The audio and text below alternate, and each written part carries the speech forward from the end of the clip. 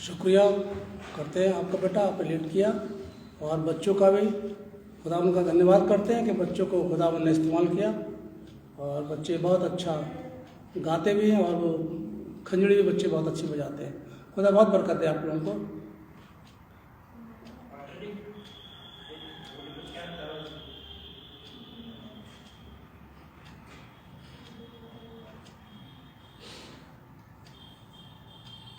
आइए खुदावंद के कलाम से हम पढ़ेंगे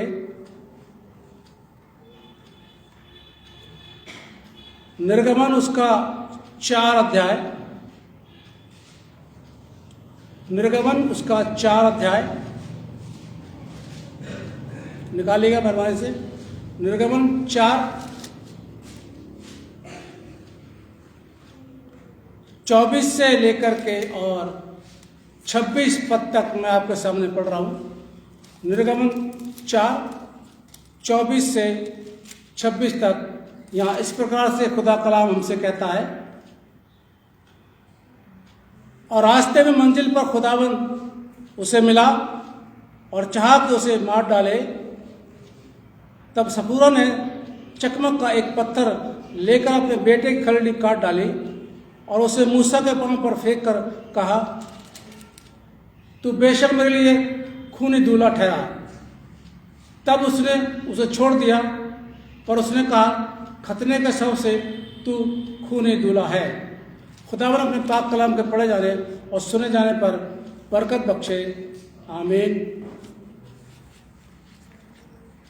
आज का जो विषय है वो है, टॉपिक है आज वाचा का उल्लंघन और सजा। यानी खुदा जो हमसे कुछ बात करता है, खुदा जो हमसे कुछ कहते हैं और हम उसको नहीं मानते, हम उल्लंघन करते हैं, तो हम सजा पाते हैं, चाहे वो कोई भी क्यों ना हो। क्योंकि खुदावन खुदा एक ऐसे हैं जो किसी का पक्षपात नहीं करते। और इसका जो मुख्य पद है वो निकालिए, रोमियो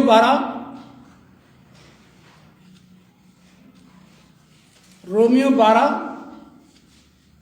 और उसका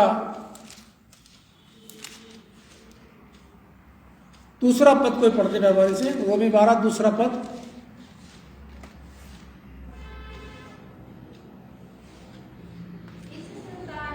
इस संसार के सदृश ना बनो, परंतु तुम्हारे मन के नए हो जाने से तुम्हारा चाल चलन भी बदलता जाए, जिससे तुम परमेश्वर की भली और भांति और सिद्ध इच्छा अनुभव से मालूम करते रहो। बेटा थैंक यू, खुदा बरकत दे आपको। इस दुनिया के समान ना बनो। बहुत सरमन इस पे आपने सुने होंगे, ऐसी बात नहीं है। पौलुस ने यहां पर दुनिया से अलग होने की बात नहीं कही है, ध्यान से सुनिएगा बिल्कुल। पौलुस ये नहीं कह रहा तुम उस दुनिया से अलग हो जाओ, इस दुनिया के रहने वालों से रिश्ता तोड़ लो, इस दुनिया के लोगों से तुम बात मत करो। पौलुस ऐसा नहीं बोल रहा है।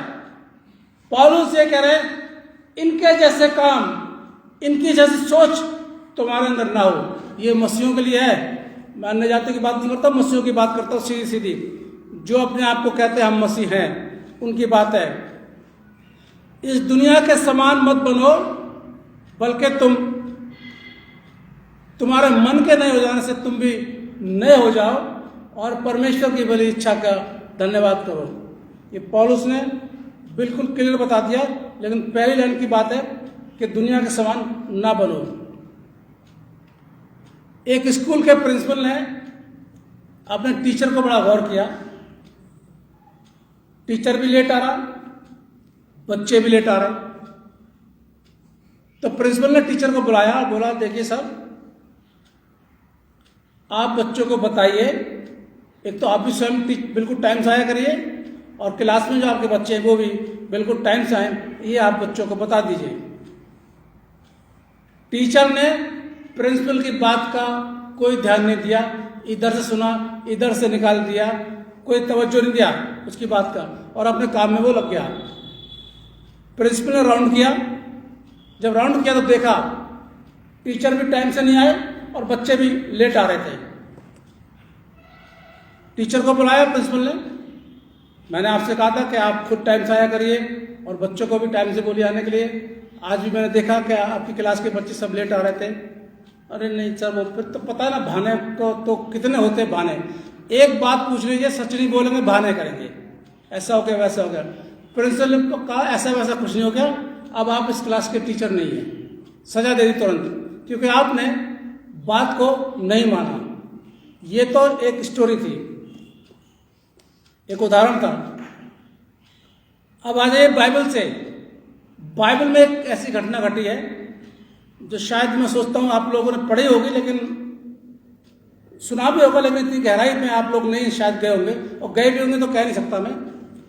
निकालिए निर्गमन 4 निकालिए, जो भी मैंने पढ़ा आपके सामने। निर्गमन 4 जो निकालिए, 4 निर्गमन 4।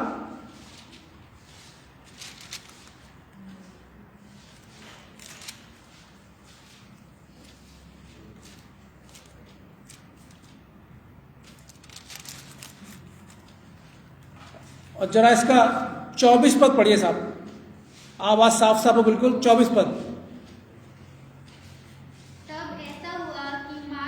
सुनिए। तब ऐसा हुआ मार्ग पर सराय में यहोवा ने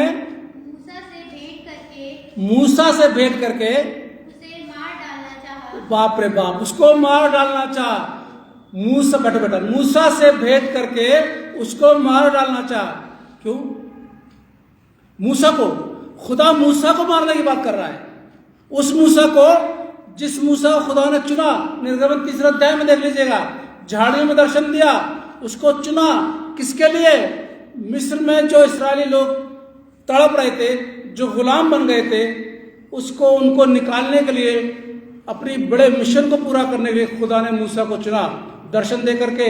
और खुदा मूसा से कहता है, देख मैंने अपने लोगों के चिल्लाहट को सुना है, अब मैं उतर आया हूं कि मैं तुझको वहां भेजूं और तू उनको निकाल कर लाए। मूसा ने सवाल जवाब भी बहुत से किए, और जब सवाल जवाब किए तो कि मैं जा नहीं सकता, मेरा विश्वास कौन करेगा, मुझसे लोग पूछेंगे तुमको किसने भेजा, तो मैं क्या बोलूँगा, सारी बातें, और मैं बोल नहीं पाता हूँ, मैं तोतला हूँ। खुदा ने सारे सवालों को जवाब दे दिए। भाई हारून को बोल दिया तो उसके साथ जाना, हारून तेरा अनुवाद करेगा, और तेरे से वो लोग पूछेंगे तुझे किसने भेजा, तो कहना मैं जो हूँ ने, मैं हूँ ने मुझको भेजा है, साफ जाके बोलना। और रहा चमत्कार का, तो उसने लाठी है तेरे हाथ में, हाँ है लाठी, इसको डाल दे जमीन पर। मूसा ने जमीन पर डाल दिया, वो क्या बन गई, सांप बन गई। उसके बाद इसको पकड़ ले, मूसा ने जब उसकी पूंछ को पकड़ा तो क्या बन गई, लाठी बन गई। उसके बाद मूसा के कपड़े के अंदर सीने पर हाथ रखा, बाहर निकाल, कोड़ बन गया। उसके बाद अंदर कर, ठीक हो गया। ये सारे आश्चर्यक्रम खुदा ने बता दिए, तू भी कर सकता है, मिस्र वाले अगर कर सकते हैं तो तू भी कर सकता है। ये बहाने मत बोल, बहाने मत कर। करे थे बहाने, बिल्कुल करे थे, अरे मैं नहीं जा पाऊंगा, मेरे कौन विश्वास करेगा। खुदा ने सारे बहाने को क्लियर कर दिया एकदम, बिल्कुल तुझे जाना है। यानी खुदा अपने इतने बड़े मिशन के लिए मूसा को चुन रहा है। झाड़ी में दर्शन दे रहा है, झाड़ी जल रही है, भस्म नहीं हो रही है, दूत के द्वारा बात कर रहा है, हारून को साथ दे रहा है, और कह रहा है मेरे लोगों को छुड़ा करके लेकर के आ। उसके बाद में मूसा ने अपनी पत्नी को लिया, और पत्नी को लेने के बाद में उसने बेटे को लिया, और वो साथ साथ चल पड़े अपने मिशन को पूरा करने के लिए। आप पढ़ लीजिएगा, ये 20 पद में लिखा हुआ है, निर्गमन 4 में 20 पद में लिखा हुआ। उसने अपनी, तब मूसा अपनी पत्नी और बेटों को गधे पर चढ़ाकर मिस्र देश की ओर परमेश्वर की उस लाठी को हाथ में लिए हुए लौटा। यानी वो जाने के लगा, बात करती हुई सारी बात हो गई, अब जा रहा है वो। जब जा रहा है तो जाते में अब मूसा के लिए एक बात और समझनी होगी, पहले ध्यान से देखिए। मेरे सरमन के साथ साथ बाइबल स्टडी होती है, और इसलिए आप लोगों से कहता हूँ बाइबल खोल के बैठा करिए। सरमन तो होता है कि आपको बोलने का आपको पढ़ने का मौका नहीं दिया जाएगा, जो भी होगा वो प्रचारक ही बोलेगा, प्रचारक ही पढ़ेगा, और पूरा 45 मिनट तक बोल कर चला जाएगा। अब आपकी समझ में आए या ना आए उससे कोई मतलब नहीं है। इसलिए मैं स्टडी भी कराता हूँ साथ साथ, और स्टडी जब होगी जब आपके हाथ में बाइबल होगी, और बाइबल में पढ़ते रहिएगा कि हाँ ये ऐसा लिखा है। तो मूसा को एक बात समझ नहीं होगी, मूसा का जन्म पालन पोषण मिस्र में हुआ था। ध्यान सुनिएगा, मूसा का जन्म मिस्र में हो रहा है, उसका पालन पोषण भी मिस्र में हो रहा है। निर्गमन 2 अध्याय और 1 से 10 आप पढ़ लेना, आपको सारी बातें समझ में आ जाएंगी। वो मिस्री नहीं था, मूसा मिस्री नहीं था, इब्री था। वो लेवी खानदान से था। मूसा लेवी खानदान से था। लेवी याकूब का बेटा था। उत्पत्ति 29 अध्याय पद 34 निकालो। उत्पत्ति जेनेसिस 29 अध्याय पद 34 जरा पढ़िए।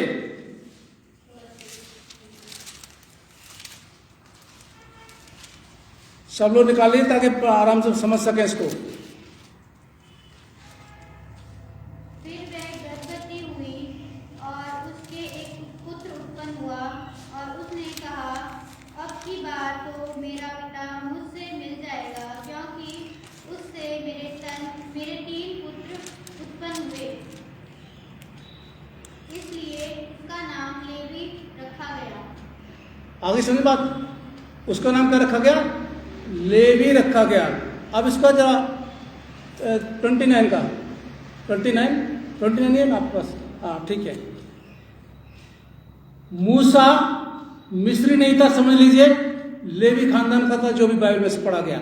इसके बाद मूसा ने एक मिस्री को मारा था। आप 2 अध्याय निर्गमन 2 अध्याय पढ़ेंगे, आप पढ़ते जाएंगे तो मालूम पड़ता जाएगा। मिस्री को मारा था, और जब ये बात मालूम पड़ी कि इसने मिस्री को मार दिया तो वहां के लोग उसके दुश्मन बन गए और डर के मारे ये भाग गया है और भाग करके ये मिदान में आ गया। मिदान में जब आ गया तो मिदान के देश में रहने लगा और मिदान का जो याजक था उसकी बेटी सिपोरा से उसकी शादी हो गई। अभी बात समझ गए ना कि मूसा मिस्री नहीं था और खुदा मूसा को कहाँ भेज रहा है? मिस्र में भेज रहा है लोगों को छुड़ाने के लिए। अब पढ़ लीजिएगा दूसरा अध्याय, निर्गमन दूसरा अध्याय 21-22, आपको मालूम पड़ जाएगा कि शादी हुई थी मिदान याजक की लड़की से, सिपोरा से। खुदा इसको इतने बड़े मिशन में भेज रहा है, फिर भी ये सवाल है, खुदा इसको मारना चाह रहा है। अब आप बताइए कि खुदा गलती कर रहा है या नहीं? भाई मूसा कौन है?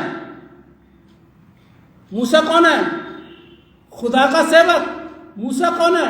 खुदा उसको इतने बड़े मिशन के लिए भेज रहा है। मूसा कौन है?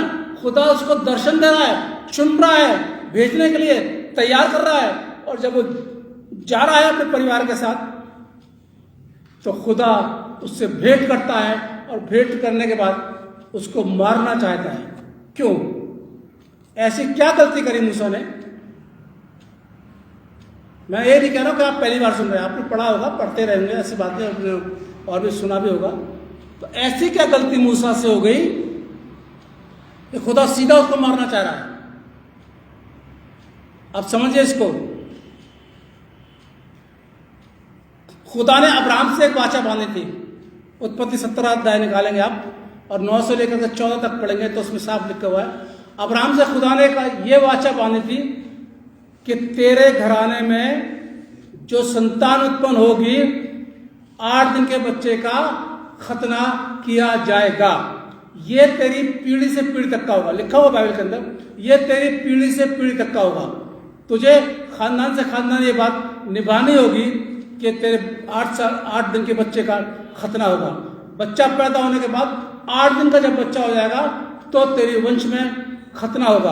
और 14 पद में लिखा हुआ है कि जब जिसका खतना नहीं होगा वो प्राणी मार डाला जाएगा। 17 9 से 14 आप पढ़ लेना घर पर आराम से, इत्मीनान से। पद 12 जरा पढ़िए इसी का, उत्पत्ति 17 का 12 जरा पढ़िए।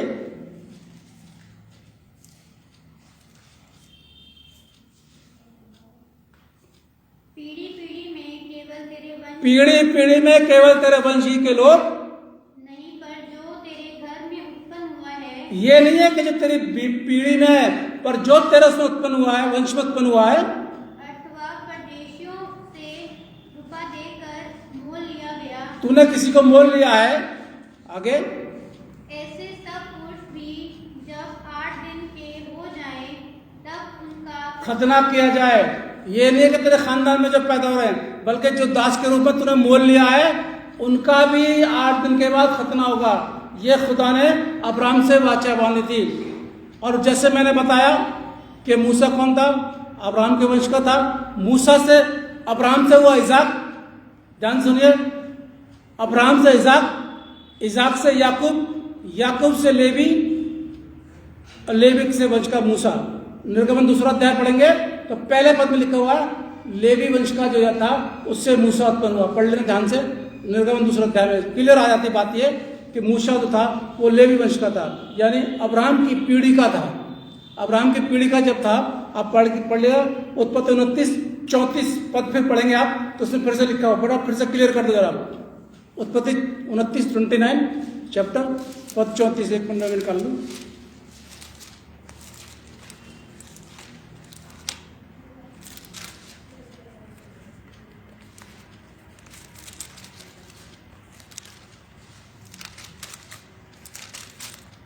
आप पढ़ो जरा 34। फिर वो गर्भवती हुई और उसके एक पुत्र उत्पन्न हुआ। उसके एक उत्पन्न हुआ। ये कौन गर्भवती हुई? ऊपर 31 पद से पढ़ लेना आप जी। हाँ आगे।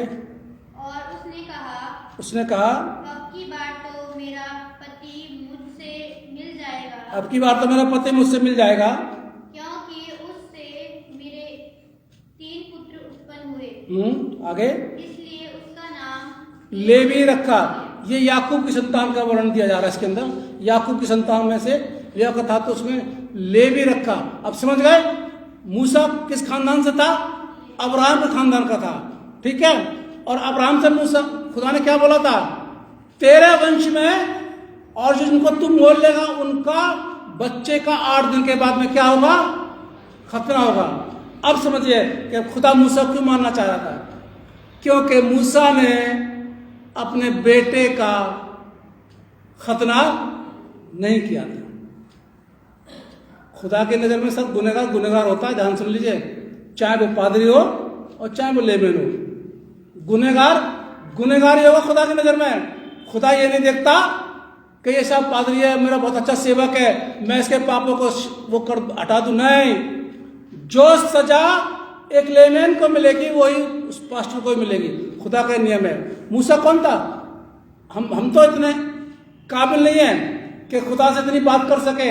खुदा मूसा से आमने सामने बात करता था और खुदा ने अपनी पीठ मूसा को दिखाई थी। जब मूसा ने कहा था तू अपने दर्शन दे दे, खुदा ने बोला तू मेरा चेहरा नहीं देख पाएगा, क्योंकि जो मेरा चेहरा देखेगा वो मर जाएगा। तो मूसा को उसने एक गुफा में रख दिया, अपना हथेली रख ली और खुदा ने उसको पीठ का दर्शन दिया। मुझे पीठ का जोड़ा उंगली का दर्शन भी नहीं मिला।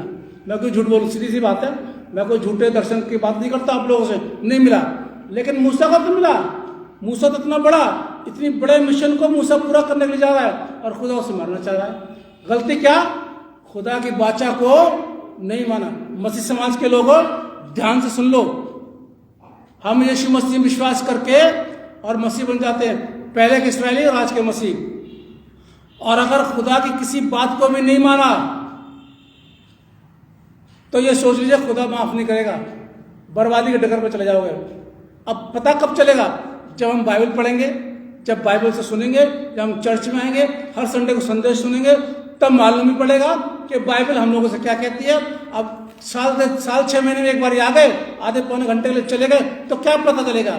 खुदा ने जो वाचा बांधी है वो वाचा आज भी है मौजूद। हाँ, खतना हट गया, लेकिन खतने की जगह बपतिस्मा आ गया। यीशु मसीह ने खतना हटा दिया, अब बपतिस्मा हो गया। ये वाचा है, ये नियम है, ये लॉ है, जो मानना है। और यदि नहीं मानोगे तो वो किसी को भी नहीं बख्शेगा। ध्यान सुन लिए, बहुत से लोग झूठ बोल के आ जाते हैं, हमारा बपतिस्मा हो गया, हमारा कंफर्मेशन हो गया। अब पता नहीं हुआ कि नहीं, हमें क्या पता, हमें तो हमारे पास कोई रिकॉर्ड होता नहीं, उनके मुंह से बोल देते, लेकिन वही जानते हैं सच्चाई क्या है। इसलिए मेरा जीजो, जो खुदा बोलता है उसको मुझे और आपको पूरा करना है, क्योंकि पूर्वजों की वाचा जो नियम बन गए हैं खुदा की तरफ से, उन नियमों को मानना है। तभी तो ये पुराना नियम दिया गया हमारे को। पुराना नियम क्यों दिया गया, नहीं तो हम तो नए नियम से काम चला लेते। यीशु मसीह के आने के बाद हम चला लेते, हमारा क्या था, हम बहुत प्रचार है नए नियम के अंदर। पहाड़ी देश में इतने प्रचार है, कुछ मत पूछिए साहब, है पूरा साल 2 साल निकल जाए प्रचार करते करते। लेकिन क्यों दिया पुराने नियम, पुराने नियम को पूरा करने के लिए तो यीशु मसीह आए थे, उसके व्यवस्था को हटाने के लिए नहीं, बल्कि व्यवस्था को पूरा करने के लिए आए थे। जब यीशु मसीह व्यवस्था को पूरा कर रहे हैं और आने वाले समय जब यीशु मसीह ने अपनी व्यवस्था को पूरा किया, तो भाई मूसा तूने क्यों नहीं किया, तू भी तो लेवी वंश का था, तू भी तो अब्राहम के वंश का था। ये गलती मूसा से हुई है। अब कोई ज्यादा बड़ी गलती थी क्या, कोई नहीं, अब इसमें कोई बात नहीं। लेकिन फिर भी खुदा के लिए छोटी गलती भी गलती होती है और बड़ी गलती भी गलती होती है। चोरी बच्चा चाहे सुई की करे या सुई की करे, बड़ा वाला जो बोरी सिलने का काम आता है, चोरी चोरी होती है। चाहे 1 रुपया बाप की जेब में से निकाले और चाहे 10 रुपये निकाले, चोरी चोरी होती है खुदा की नजरों में। ध्यान रखिए, कुछ नहीं था, वो 1 रुपये लिया था। अरे कैसे ले लिया, कैसे ले लिया, पूछ के लिया, पूछा। इसलिए खुदा को देने के लिए चोरी होती है। और खुदा ने खुद बोला है तुम लोग चोर हो, तुम चोरी करते हो। ये मसीहों से बोला जा रहा है, पहले इस्राएली से बोला। पढ़ लेना, मैं झूठ बोलूं तो मलाकी 3 अध्याय 10 पद पढ़ लेना आप आराम से। तुम चोर हो, तुम चोरी करते हो।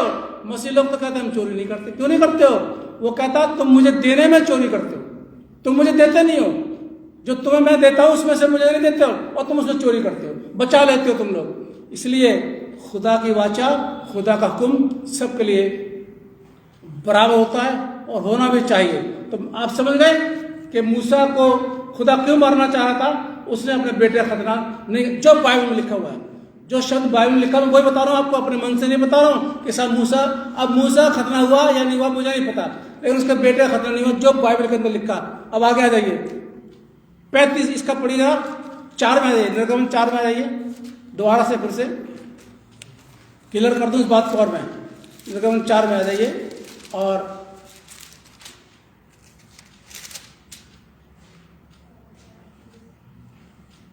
25 पद पढ़िए राशि का।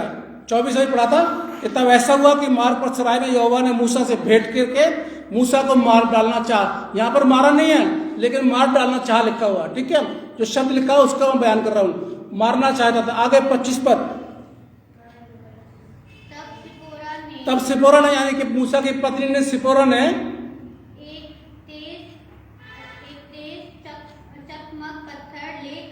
एक तेज चकमक पत्थर लेकर अपने बेटे की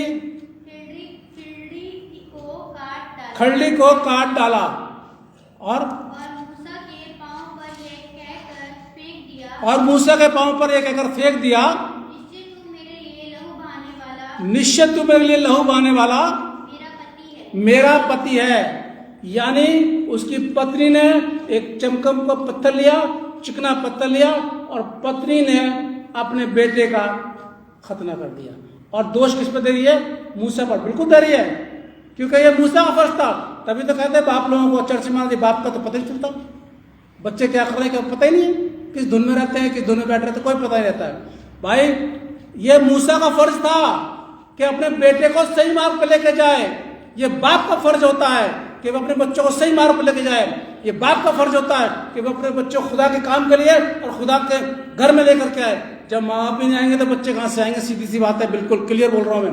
बहुत से बापों को देखा आते नहीं चर्च के अंदर, बिल्कुल आते नहीं, मतलब ही नहीं उनको जी, बच्चे क्या करें क्या कोई मतलब नहीं है। मूसा की बीवी ने किया और उस पर दोष लगा दिया, तू लहू बहाने वाला मेरा पति है। आगे बेटा 26 पद पूरा करो उसको। तब यहोवा ने उसको छोड़ दिया, मूसा को यहोवा ने छोड़ दिया। फिर मारना नहीं चाहा, क्योंकि वो खड़ली उसकी कट गई थी, चाहे वो कैसे भी कटी हो, लेकिन एक व्यवस्था पूरी हो गई थी। आगे बेटा, उस समय खतने के कारण वह बोली, उस समय, आगे क्लियर हो गई बात, क्लियर बात हो गई। उस समय ऐसे नहीं बोली थी वो दुश्मनी में कि वो बहुत बुरा बोल रही, अरे नहीं तू मेरा ऐसा पति, ऐसा नहीं, क्योंकि खतना नहीं हुआ था, इसलिए उसने अपने पति को लहू बहाने वाला बोला। ध्यान सुनिएगा, वैसे नहीं बोला उसने, सिर्फ इसलिए बोला कि इसका खतना नहीं होता। लिखा ना इसके अंदर साहब, पूरा क्लियर करो बेटा। उस समय खतने के कारण वो बोली, तू लहू बहाने वाला मेरा पति है। बेटा बेटा बाकी कोई दुश्मनी नहीं थी। ध्यान से सुनिए फिर से, जो व्यवस्था, जो हुक्म खुदावंद यीशु मसीह ने हम लोगों को दिए हैं, आप याद मत पढ़ो जी, मत्ती 5, 6, 7 यही अध्याय पढ़ लो, सुधर जाओगे, मसीह लोग सुधर जाएंगे। 5, 6, 7 ही पढ़ने तो बहुत बड़ी बात है ना। जो बनाया है, जो बोला है उसको करो। यदि हम कहते हैं मसीह को, यदि हम ये कहते हैं हम मसीह हैं साहब, हम पीढ़ी में चले आ रहे हैं, तो जो बाइबल में लिखा वो तो मानो भाई। पादरी साहब जो कह रहे मत मानो, लेकिन बाइबल में तो लिखा है ना कि ऐसा है। अब बाइबल में तो एक नहीं लिखा कि क्रिसमस मनाओ, ना तो लिखा मनाओ, ना लिखा मत मनाओ, लेकिन मनाते हैं। पर बाइबल में लिखा क्या है भाई? यीशु का जन्म तो हुआ, जन्म तो हुआ ना यीशु का। भैया मत मनाओ दिसंबर में, तुम जून में मना लो, कौन मना करता है? लेकिन यीशु का जन्म तो बाइबल के अंदर लिखा हुआ है ना। तो जब बाइबल में लिखा है कि यीशु का जन्म हुआ, तो मुझको और आपको जन्मदिन तो मनाना चाहिए।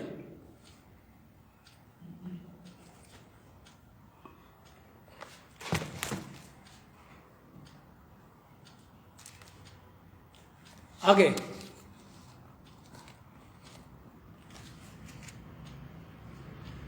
इसी तरीके से अब ये बात समझ गए कि मूसा क्यों को मारना डाला था? क्योंकि मूसा के बेटे का खतना नहीं कराया था। एक बात बिल्कुल ध्यान सुन लीजिए, जो कुछ भी हमारे जीवन के अंदर खुदा करता है वो हमारे भले के लिए करता है, हमारे बुरे के लिए नहीं करता है। अगर खुदा मूसा को मार डालना चाह रहा था तो मूसा को वो सिखाना मांग रहा था कि तूने व्यवस्था का पालन नहीं किया जबकि तुझको करना चाहिए। और इसी तरीके से आज भी बहुत से ऐसे मसीहों के जीवन के अंदर आ जाता है, जब उसने मूसा को नहीं बख्शा साहब, तो मुझे और आपको क्या बख्श देगा? हम कौन सा बड़ा धर्मी हो गए हैं? हम तो संसार के अंदर रहते हैं, हमें कौन सा खुदा ने आके बातचीत करी है? जब मूसा को नहीं बख्श सकता खुदा, तो मुझे और आपको क्या बख्शेगा? ध्यान रखिए इस चीज के लिए कि मुझे और आपको खुदा की हर बात को मानना है। यदि हम खुदा की बात मानना चाहते हैं, अब मैं यही बता दूं आपके उत्साहित करने के लिए, हम चाहते हैं कि हम खुदा की बात माने तो कुछ तो करना पड़ेगा ना। बिना करे कुछ मिलता है? नहीं मिलता ना भाई। आपको अगर कपड़ा खरीदना तो बाजार में जाना पड़ेगा ना, आपको पसंद करना पड़ेगा, आप खरीद के लेके आओगे तब तो पहनोगे। तो अगर आप चाहते हैं खुदा की बात माने तो ज्यादा लंबी चौड़ी बात नहीं, बहुत छोटा काम करना। निकालो बेटा, इब्रानियों 12 निकालो जाओ, सभी लोग निकाल लीजिए इब्रानियों 12।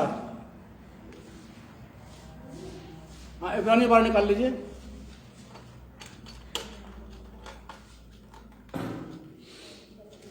बारह निकाल लिया? सब निकाल लिया? सब लोग निकाल लिया? पहले इब्रानियों 12 निकाल लिया? पढ़ो बेटा पहला पद। इस कारण जबकि गवाहों का ऐसा बड़ा बादल हमको घेरे हुए है, इस कारण जब गवाहों का ऐसा बड़ा बादल हमको घेरे हुए है, तो आओ हर एक रोकने वाली वस्तु और बस बेटा बस खड़े रहो, खड़े रहो, खड़े रहो। इस कारण जबकि गवाहों का ऐसा बड़ा बादल हमको घेरे हुए, तो आओ आओ, लेखक यहां पर बोलता है इब्रानियों को, आओ हर एक रोकने वाली वस्तु, ध्यान से सुनिए, पहली बात, रोकने वाली वस्तु, खुदा के काम को करने के, खुदा के घर में आने के लिए जो वस्तु रोकती है उसको क्या करना है? दूर करना है। अब कौन कौन सी वस्तु रोकती है आपको खुदा घर में आने के लिए? संडे के दिन कौन कौन से रोक दिया है? एक वस्तु का नाम नहीं लूंगा, लेकिन एक दो इंसानों का नाम लूंगा मैं। ये रिश्तेदार रोकते हैं। संडे को ही चले आएंगे 10 बजे, 9:30 बजे, 9 बजे रिश्तेदार चले आएंगे, साहब लाओ अब क्या करें भैया, वो चर्च में तैयारी करें। अब मेरे पास भी कभी कभी 8 बजे 8:15 बजे फोन आता है, तो मुझे भी थोड़ा सा लगता है कि मैं उस समय तैयार होता हूँ आने के लिए, ठीक है, जल्दी जल्दी बात करता हूँ। रिश्तेदार आ गए या रिश्तेदार घर हम चले गए, या संडे को शादी होगी साहब, संडे को 10 बजे से लेकर के 12 बजे तक पार्टी होगी। भैया 12 बजे के बाद भी टाइम है ना, तब भी कर लो। नहीं, संडे को रोकने वाली वस्तु, आगे पहली बात रोकने वाली वस्तु और उलझाने वाले पाप को, उलझाने वाले पाप को। पहली रोकने वाली वस्तु और दूसरा उलझाने वाले पाप। खुदा के काम के लिए, खुदा की इबादत करने के लिए, खुदा घर में आने के लिए जो वस्तु रोकती है, जो पाप उलझाता है, उसको क्या करो बेटा? दूर करके जिसमें हमें दौड़ना है, जो मसीह दौड़ हम लोग दौड़ रहे हैं, हमें दौड़ना धीरज से दौड़े। यही तो काम करना है साहब। एक तो रोकने वाली वस्तु को दूर कर दीजिए। मुझे याद है अच्छी तरह से, एक साहब जब कार नहीं थी उनके पास में, तो वो संडे को चर्च में आते थे, परिवार बड़ी मुश्किल से आते थे। रिक्शे, पहले साइकिल रिक्शे चलते थे, साइकिल रिक्शा किया, आए, और कभी लेट भी हो जाते, कभी बच्चे नहीं आए, कभी दोनों जने आ गए, ठीक है, फाइनेंस स्थिति को भी देखा जाता था भाई। तो वो दुआ कर रहे थे बराबर, तो उन्होंने कार ली और बड़ी गवाही भी दी कि भाई साहब को कार मिल गई है, अब हम बराबर से परिवार के साथ में, पूरे परिवार के साथ में चर्च में आया करेंगे, क्योंकि खुदा ने हमें दिया। तो सब हम पहले चर्च में आएंगे कार के साथ में, फिर हम कहीं और जाएंगे। सर जी 1 महीना सही चला, बिल्कुल 1 महीने के बाद बैठ जाओ, बैठो बैठो, 1 महीने के बाद वो कार से कभी पिकनिक में जा रहे हैं, कभी किसी पार्टी में जा रहे हैं, कभी किसी शहर में जा रहे हैं, संडे के दिन। रोकने वाली वस्तु और वस्तु घर के अंदर आई, खुदा के काम के लिए, खुदा की इबादत के लिए रोक दिया। कहने का मतलब ये है, ऐसी वस्तु को दूर कर दीजिए। पर अफसोस है मसीहों के लिए, मसीह लोग इधर से सुनते, इधर से निकाल देते, नहीं दूर करेंगे। नहीं आना है चर्च में तो नहीं आना है, कुछ भी कर लो साहब। पादरी साहब बोले ये, मैं तो कह रहा हूँ यीशु मसीह भी आकर अगर बोल देगा ना, मसीहो संडे को चर्च में आया करो, अपना संसारिक काम मत करो, तो भी नहीं सुनेंगे, बिल्कुल नहीं सुनेंगे। हम तो अपना संसारिक काम करेंगे, हम तो नहीं जा रहे। रोकने वाली वस्तु।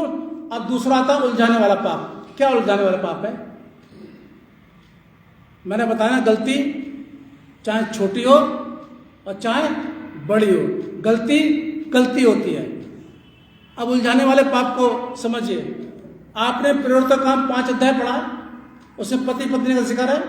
उस समय चेले क्या करते थे, जो चेलों ने सेवा शुरू की थी तो वो पैसा आता था, उनके पास दान आता था, उसी से वो सेवा करते थे। तो हरने सफरिया पति पत्नी थे, उनके पास उनकी कुछ प्रॉपर्टी थी, उन्होंने वो जमीन बेची। बेचने के बाद में पति जब चेलों के पास गया तो उसमें से कुछ हिस्सा अपने पास रख लिया और कुछ हिस्सा चेलों को दे दिया।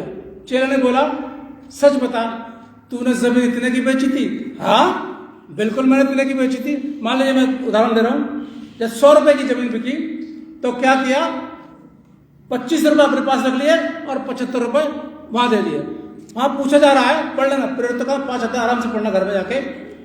जमीन इतने की बिकी? हाँ इतने की बिकी। तू सच बोल रहा है? क्या मैं सच बोल रहा हूं? पवित्र आत्मा ने तुरंत अगुवाई करी चेले के अंदर और बोल रहा है झूठ बोल रहा है। मैं सच बता रहा हूं आपको। पास्टर लोग ऐसे बहुत से पास्टर हैं, जब आप उनसे बात करते हैं ना और झूठ बोलते हैं, बहाने करते हैं, आत्मा उनको बताए थे व्यक्ति खड़ा होकर झूठ बोल रहा है।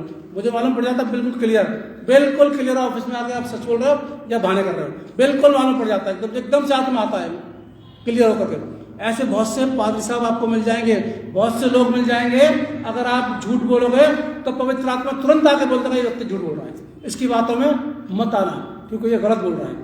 वहां भी बोला गया, आत्मा ने तुरंत बात करी ये झूठ बोल रहा है कि कुछ जमीन इतने की नहीं बिकी है। और जब पूछा तुमने झूठ क्यों बोला, और उसका हार्ट अटैक हो गया, मर गया। मरने के बाद क्या हुआ, उसको दफनाने के लिए जा रहे थे कि उसकी पत्नी आ गई। उसकी पत्नी से भी वही सवाल किया जा रहा है, क्या जमीन तू बता, क्या जमीन इतने की बिकी थी? हाँ इतने की बिकी थी। तू क्यों झूठ बोलती है? देख तेरा पति तो अभी इसकी बॉडी भी उठाई जा रही है और तू इतना बड़ा झूठ बोल रही है। अरे जब वो जमीन तुमने नहीं बेची थी तो तुम्हारी थी ना भाई, हम तो नहीं मांग रहे थे, वो जमीन तो तुम्हारी थी, तो तुम्हें झूठ बोलने की जरूरत क्या है कि वो इतने की बिकी थी।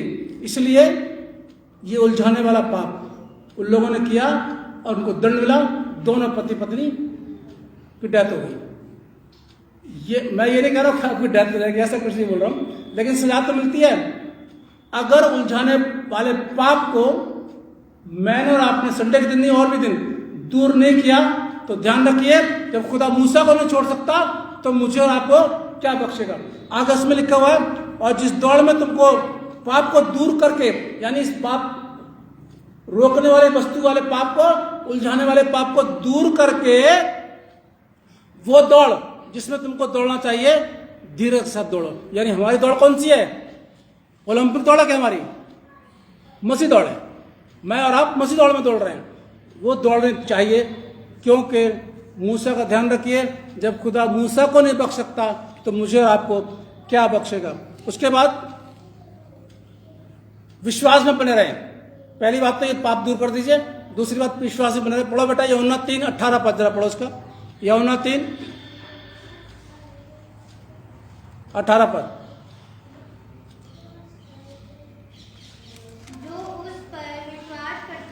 जो यीशु पर विश्वास करता है उस पर दंड की आज्ञा नहीं होती है, क्योंकि जो यीशु पर विश्वास करेगा वो पाप करेगा ही नहीं। सीधी सी बात है, क्यों करेगा पाप? जो यीशु पर विश्वास करता है उस पर दंड की आज्ञा नहीं होगी। आगे, परंतु जो उस पर विश्वास नहीं करता, परंतु जो उस पर विश्वास नहीं करता वह दोषी ठहर चुका, वो ठहर चुका, दोषी ठहराया जाएगा। ऐसा नहीं लिखा, ऐसा लिखा ठहरा रहेगा। क्या लिखा? ठहर चुका। क्लियर डिसीजन हो गया, फैसला हो गया। जो विश्वास नहीं करता वो दोषी ठहर चुका है। और दोषियों क्या मिलती है साहब? बेटा बेटा सजा मिलती है या नहीं मिलती है? सजा मिलती है। तीसरी बात, ये पहली बात क्या बोला मैंने? उलझाने वाले पाप, रोकने वाली वस्तु को अपने से दूर करें। दूसरी बात क्या? यीशु में विश्वास करते रहें। तीसरी बात इब्रानियों 12 निकालो बेटा, यीशु की तरफ ताकते रहे। निकालो इब्रानियों 12 और उसका दूसरा पद पढ़ो। और विश्वास के कर्ता और सिद्ध करने वाले यीशु की ओर ताकते रहें। मगर आप किसी और ताकते हैं, वो वस्तु की ओर, वस्तु की ओर। वस्तु आई है, वस्तु खड़ी है, बहुत अच्छी मिल गई, बट बेटा बहुत अच्छे मिल गया। संडे को उसी को ताक रहे हैं, कोई वस्तु की ना, उधर मत देखो, या वो वस्तु वैसे बोल रहा था मैं, पीछे मत देखो, वस्तु है, ठीक है। और किस में उलझ गए? पाप में उलझ गए, हेराफेरी करने में, झूठ बोलने में, ऐसा कर लो, ऐसा कर लो, ऐसा कर लो। ये नहीं जो व्यापार करते हैं, बिजनेस करते हैं, वो ईमानदार है, मैं ऐसा नहीं बोलता हूँ बिल्कुल भी, उनसे भी हो जाता है कभी कभी, कुछ ना कुछ गड़बड़ कर देते हैं। कुछ तो जानबूझ से करते हैं, मसीलों की बात कर रहा हूँ, कुछ जानबूझ से करते हैं और कुछ से हो जाता है। तो ऐसे पापों को दूर करना चाहिए और यीशु की ओर ताकते रहना चाहिए। चौथी बात, पद 21 इब्रानी 12 का, ये यूहन्ना का 21 जरा पढ़ना बेटा।